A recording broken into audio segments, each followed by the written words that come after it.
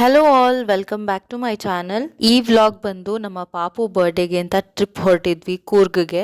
So ಬಟ್ಟೆಗಳನ್ನೆಲ್ಲ pack ಮಾಡ್ಕೊಂಡಿದ್ದೀನಿ. ಈಗ ಹಾಕೋಬೇಕಾಗಿರೋಂಥ ಬಟ್ಟೆಗಳನ್ನ ಮೇಲಿಟ್ಕೊಂಡು ಜೊತೆಗೆ ಒಂದು ಹ್ಯಾಂಡ್ ಬ್ಯಾಗ್ ಕೂಡ ತಗೊಂಡಿದ್ದೀನಿ. ಯಾಕಂದ್ರೆ ಮಗು ಬರ್ತಿರೋದ್ರಿಂದ ಅವಳಿಗೆ ಬೇಕಾದಂಥ ಎಮರ್ಜೆನ್ಸಿ ಎಸೆನ್ಷಿಯಲ್ಸ್ನೆಲ್ಲ ನಾನು ಆ ಬ್ಯಾಗ್ನಲ್ಲಿ ಇಟ್ಕೊಂಡಿರ್ತೀನಿ. ಸೊ ನಾವು ಹೊರಟಾಗ ಸುಮಾರು 10:30 ಆಗಿತ್ತು. ಬ್ರೇಕ್ಫಾಸ್ಟು ಮತ್ತು ಟೀನೆಲ್ಲ ಬ್ಯಾಂಗ್ಳೂರಲ್ಲೇ ಮುಗಿಸ್ಕೊಂಡಿದ್ವಿ. ಸೊ ಅದನ್ನೆಲ್ಲ ಮುಗಿಸ್ಕೊಂಡು ಹೋಗೋ ಅಷ್ಟೊತ್ತಿಗೆ 10:30 ಆಗೋಗಿತ್ತು. ನಾವು ಹೊರಟಾಗ 10:30 ಆಗಿರೋದ್ರಿಂದ ನಮ್ಮ ಪಾಪುಗೆ ನ್ಯಾಪ್ ಟೈಮ್ ಕೂಡ ಆಗಿತ್ತು. ಸೊ ಅವಳು 11 ಗಂಟೆ ಹಂಗೆ ಮಲ್ಕೊಂಬಿಟ್ಟಿದ್ಲು. ನಾವು ಕಾರಲ್ಲೇನೆ ಬೆಡ್ ಥರ ಒಂದು ಬೆಡ್ಶೀಟ್ನೆಲ್ಲ ತೊಗೊಂಡು ಅದ್ರ ಮೇಲೆ ಮಲಗಿಸ್ಕೊಂಡು ಕರ್ಕೊಂಡೋಗಿದ್ವಿ. ಸೊ ದಟ್ ಅವಳು ಕೂಡ ಆರಾಮಾಗಿ ಟ್ರಿಪ್ನ ಎಂಜಾಯ್ ಮಾಡ್ತಾಳೆ ಅಂತ. ಆನ್ ದ ವೇ ಒಬ್ಬರು ಕಪ್ಪಲ್ಲು ಬೈಕಲ್ಲಿ ರೈಡ್ ಹೋಗ್ತಾ ಇದ್ರು. ನನಗೆ ಈ ಬೈಕ್ ಮಾತ್ರ ತುಂಬಾ ಇಷ್ಟ ಆಯಿತು. ಇನ್ ಕೇಸ್ ನಿಮ್ಗೆ ಏನಾದರೂ ಈ ಬೈಕ್ ನೇಮ್ ಗೊತ್ತಿದ್ರೆ ನನಗೆ ಕಮೆಂಟ್ ಸೆಕ್ಷನಲ್ಲಿ ಹೇಳಿ. ಇತ್ತೀಚೆಗೆ ನನಗೆ ಬೈಕ್ ಮೇಲೆ ಸ್ವಲ್ಪ ಕ್ರೇಜ್ ಜಾಸ್ತಿ ಆಗಿದೆ ಅಂತ ಹೇಳ್ಬೋದು. ಬಟ್ ನನ್ನ ಹಸ್ಬೆಂಡ್ಗೆ ಬೈಕ್ ಓಡಿಸೋದಂದರೆ ಅಷ್ಟಿಷ್ಟ ಆಗೋದಿಲ್ಲ. ಸೊ ಕಾರ್ ಮೇಲೆ ಅವ್ರಿಗೆ ಕ್ರೇಜ್ ಜಾಸ್ತಿ. ಅಲ್ಲಿಂದ ನಾವು ಹೊರಟಿದ್ದು ದುಬಾರೆಗೆ. ಫಸ್ಟ್ ಪ್ಲೇಸ್ ಬಂದು ದುಬಾರೆಗೆ ಹೊರಟಿದ್ದು.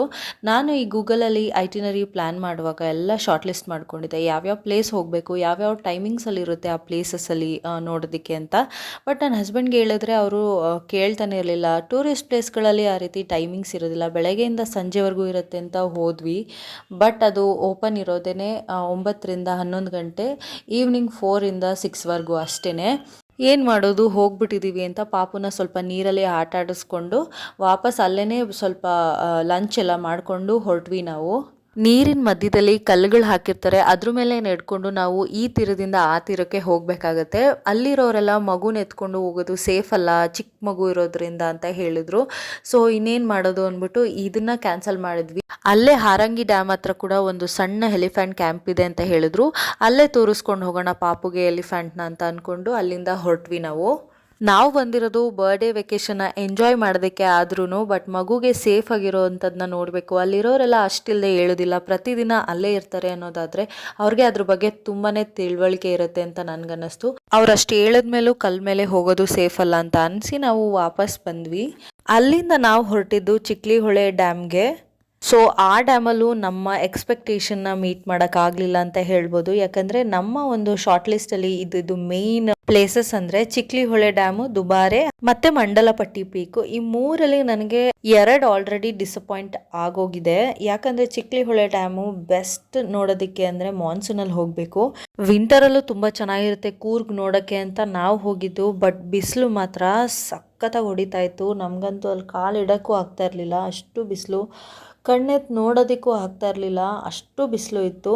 ಬಟ್ ಆ ಪ್ಲೇಸ್ ಮಾತ್ರ ತುಂಬಾ ಚೆನ್ನಾಗಿತ್ತು. ಎಲ್ಲಿ ನೋಡಿದ್ರು ಗ್ರೀನ್ರಿ, ಗಿಡ ಮರಗಳು, ಕಾಡಿನ ಥರ ಇತ್ತು. ಮಧ್ಯದಲ್ಲಿ ರಿಸರ್ವಾಯರ್ ಇದ್ದಿದ್ದು. ನಮ್ಮ ಪಾಪುಗಂತೂ ಹಬ್ಬನೇ ಆಗೋಗಿತ್ತು. ಅವಳಿಗೆ ಮಳೆ, ಬಿಸಿಲು, ಗಾಳಿ, ಚಳಿ ಏನು ಗೊತ್ತಾಗಲ್ಲ. ಅವಳ ಪಾಡುಗಳು ಎಂಜಾಯ್ ಮಾಡ್ತಿರ್ಬೇಕು. ಎಲ್ಲಿ ಪ್ಲೇಸು, ಯಾವುದು ಡೇಂಜರ್ ಇಲ್ಲ ಅನ್ನೋದು ಏನು ಗೊತ್ತಾಗಲ್ಲ. ಅವಳಿಗೆ ನೋಡಿ ಆ ಸೈಡಲ್ಲೆಲ್ಲ ಕಾಂಪೌಂಡ್ ಥರ ಏನೂ ಇಲ್ಲ. ಒಂದು ಸ್ವಲ್ಪನಾದರೂ ಎದುರ್ಕೋತಾಳ. ಕುಣ್ಕೊಂಡು ಓಡೋಗ್ತಾ ಇದ್ಲು. ಸಖತ್ತಾಗಿ ಎಂಜಾಯ್ ಮಾಡಿದ್ಲು ಮಗು ಮಾತ್ರ. ಅದೇ ಬ್ರಿಡ್ಜ್ ಮೇಲೆ ಮುಂದೆ ಬಂದರೆ ಚಿಕ್ಲಿಹೊಳೆ ಇರೋದು. ಅಲ್ಲಿ ಕೂಡ ನನ್ನ ಎಕ್ಸ್ಪೆಕ್ಟೇಷನ್ನ ಮೀಟ್ ಮಾಡಲಿಲ್ಲ. ಯಾಕಂದರೆ ನೀರು ಫೋರ್ಸಾಗಿ ಬಂದರೆ ಮಾತ್ರ ಅದು ತುಂಬಾ ಚೆನ್ನಾಗಿರುತ್ತೆ ನೋಡೋಕ್ಕೆ. ಇಲ್ಲ ಅಂದರೆ ಅದು ಒಂದು ಸ್ವಲ್ಪ ನೋಡೋದಕ್ಕೆ ಅಷ್ಟೊಂದೇನು ಚೆನ್ನಾಗಿರಲ್ಲ ಅಂತ ನನಗನ್ನಿಸ್ತು.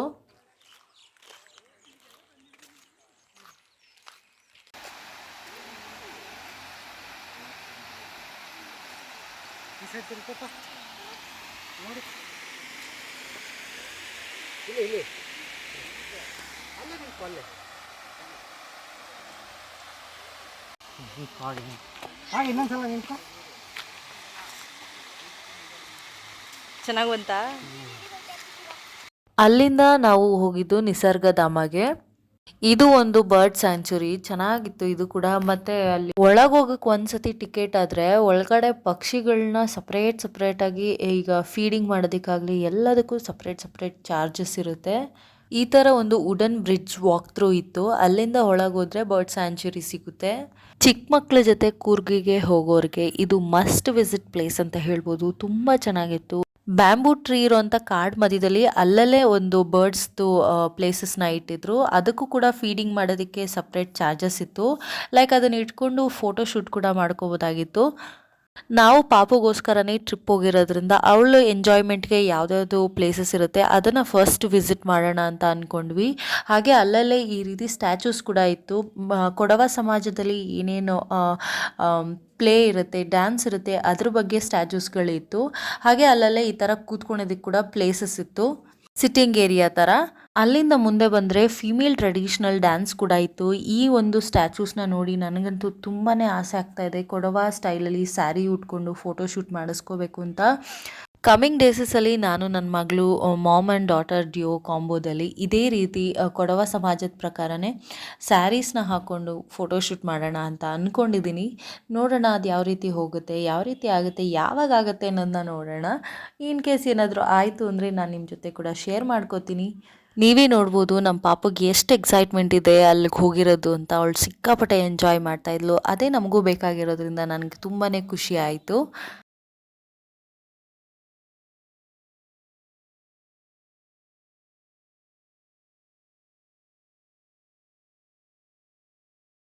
ಈ ಸ್ಟ್ಯಾಚೂಸ್ನೆಲ್ಲ ನೋಡಿಕೊಂಡು ಬಂದರೆ ಪ್ರಾಪರ್ ಬರ್ಡ್ ಸ್ಯಾಂಚುರಿ ಸ್ಟಾರ್ಟ್ ಆಗೋದು ಇಲ್ಲಿಂದ.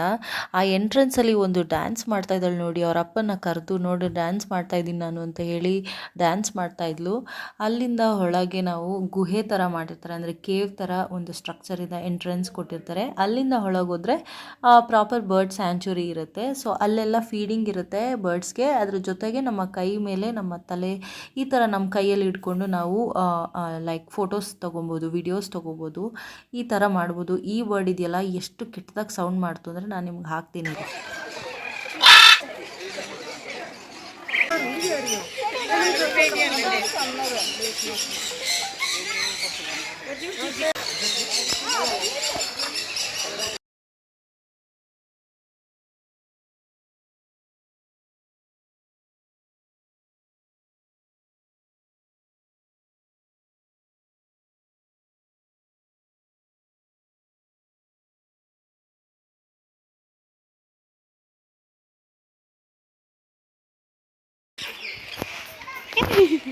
ಹೋಗಮ್ಮ,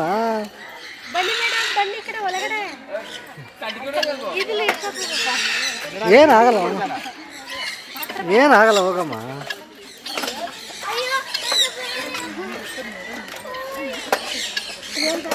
ಈ ಕಡೆ ತಿರುಗು.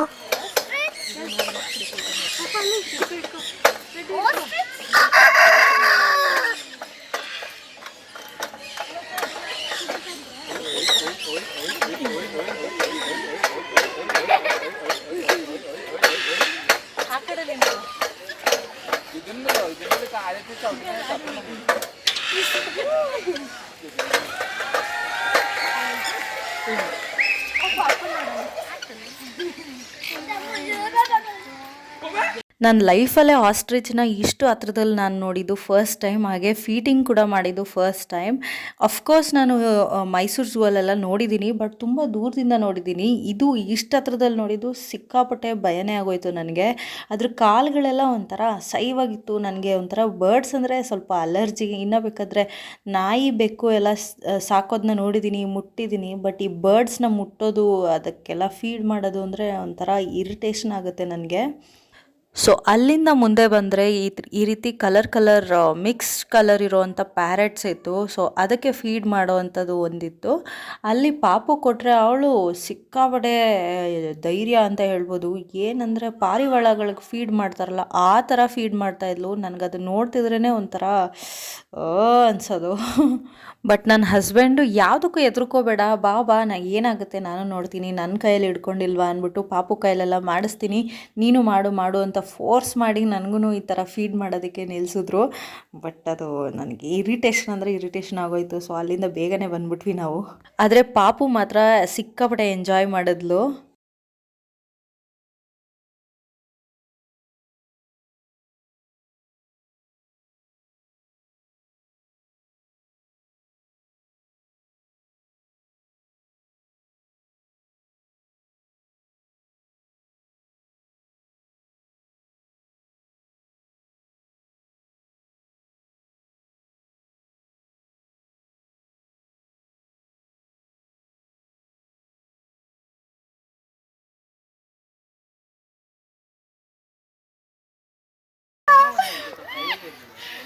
ಏನು ಮಾಡೋದು ಇಂತಕಮ್ಮ.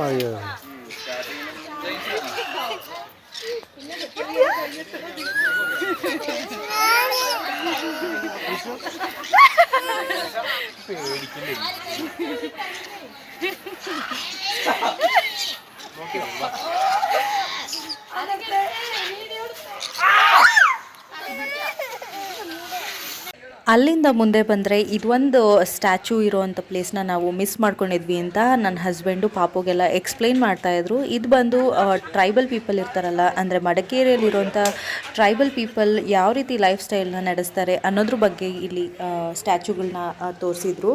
ಸೊ ಅದನ್ನೆಲ್ಲ ಮುಗಿಸ್ಕೊಂಡು ನಾವು ಗೋಲ್ಡನ್ ಟೆಂಪಲ್ಗೆ ಹೋದ್ವಿ. ಅಲ್ಲಿ ಪಾರ್ಕಿಂಗ್ ಲಾಟಲ್ಲಿ ಪಾಪು ಆಟ ಆಡ್ತಾ ಇದ್ದಲ್ಲಿ ನೋಡಿ.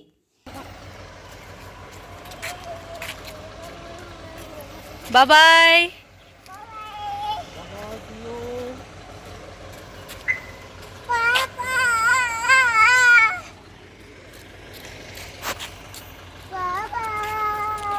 ನಡಿ ನಡಿ, ಅಪ್ಪ ಹೋಗ್ತಾ ಇದ್ದಾರೆ, ಓಡು ಓಡು.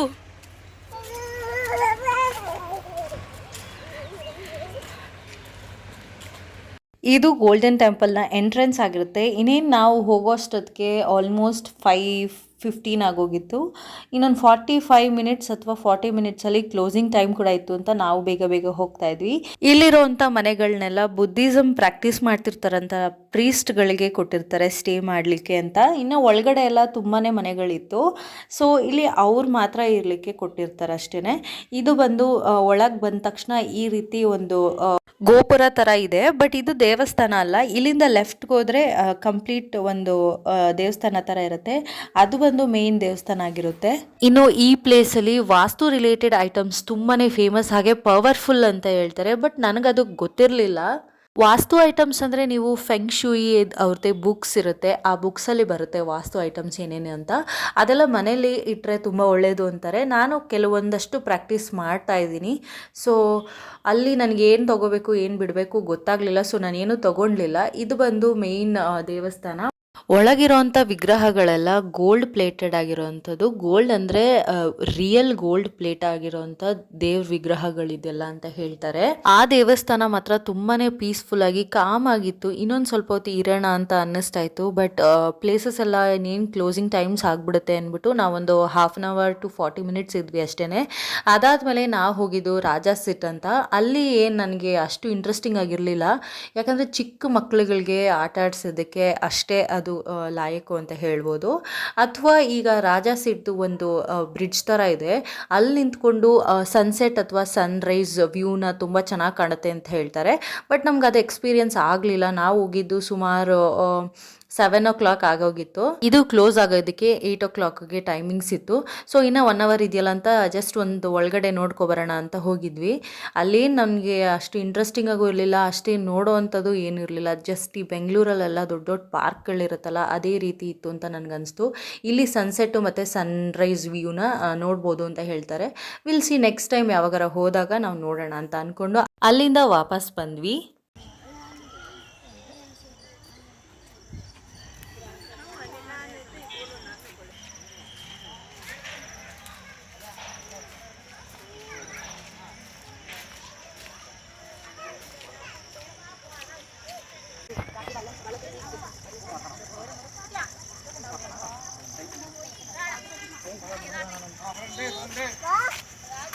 ಬಾ ನಮ್ಮ ಮನೆಗೆ ಹೋಗೋಣ, ಬಾ ನಮ್ಮ ಮನೆಗೆ ಹೋಗೋಣ, ಬಾ ಅನು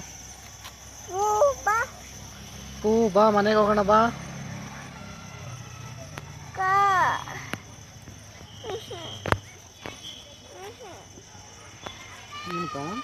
ಬರಲ್ವಂತ ನಾಳೆ ನಾಳೆ. ಅಲ್ಲಿಂದ ಹೊರಟು ನಾವು ರೂಮ್ ಮಾಡಿದ್ವಲ್ಲ ಹೋಟೆಲ್ಗೆ, ಅಲ್ಲಿಗೆ ಬಂದ್ವಿ. ಈ ಹೋಟೆಲ್ ನೇಮ್ ಬಂದು ನವರತ್ನ ಕಂಫರ್ಟ್ಸ್ ಅಂತ, ಮಡಿಕೇರಿ ಟೌನಲ್ಲೇ ಇರೋದು. ನನ್ನ ಹಸ್ಬೆಂಡ್ ಸ್ವಲ್ಪ ರಿಸೆಪ್ಷನಲ್ಲಿ ಬಿಲ್ಲಿಂಗು ಮತ್ತು ಇದೆಲ್ಲ ಕೆಲಸ ಇದೆ ಅಂದ್ಬಿಟ್ಟು ನೋಡ್ತಾ ಇದ್ರು. ಅಲ್ಲಿ ನಾವು ವೆಯ್ಟಿಂಗ್ ಹಾಲಲ್ಲಿ ಕೂತ್ಕೊಂಡಿದ್ವಿ. ಸೊ ರೂಮು ತುಂಬಾ ಚೆನ್ನಾಗಿತ್ತು. ನಿಮಗೊಂದು ರೂಮ್ ಟೂರ್ ಮಾಡೋಣ ಅಂತ ಮಾಡ್ತಾ ಇದ್ದೀನಿ ಅಷ್ಟೇ. ನನ್ನ ಮಗಳು ಒಳಗೆ ಬಂದ ತಕ್ಷಣವೇ ಏನೇನೆಲ್ಲ ಇದೆ ಅಂತ ಎಲ್ಲ ಚೆಕ್ ಮಾಡ್ತಾ ಇದ್ದಾಳೆ. ಅವಳದ್ದು ಇದೇ ರೂಟೀನು. ಸೊ ಒಳಗೆ ಬಂದ ತಕ್ಷಣ ಈ ರೀತಿ ರೈಟ್ ಸೈಡಲ್ಲಿ ಟೆಲಿಫೋನ್ ಇರುತ್ತೆ, ಹಾಗೆ ಸ್ವಿಚಸ್ ಎಲ್ಲ ಇರುತ್ತೆ. ಅದಾದಮೇಲೆ ಇಲ್ಲಿ ಸಿಟ್ಟಿಂಗ್ ಏರಿಯಾ ಥರ ಮಾಡಿದರು. ಒಂದು ಸ್ವಲ್ಪ ಒಳಗೆ ಬಂದರೆ ಇಲ್ಲಿ ಕಬೋರ್ಡ್ಸು ಮತ್ತು ಎಲ್ಲ ಇತ್ತು.